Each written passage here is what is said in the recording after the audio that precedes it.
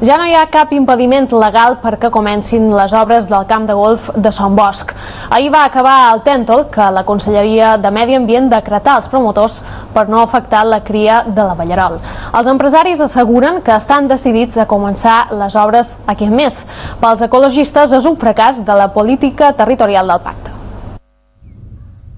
Els abellarols són uns ocells que venen de l'Àfrica per pondre els ous en aquests talussos. El període de cautela que la Conselleria de Medi Ambient imposa als promotors del golf de Son Bosc per garantir-ne la reproducció acabava ahir. Això significa que les obres promogudes per Golf Playa de Muro S.A. poden començar avui mateix. El BOI publicava la setmana passada el Pla de Conservació de l'Orquídia de Prat, un altre requisit indispensable perquè les màquines puguin entrar a Son Bosc. Tenim tots els projectes acabats, a punt, però és una cosa que ara dit demà o dit d'aquí una setmana, la veritat és que no ho sé, però a dins aquest mes de setembre s'hauran de començar, sí.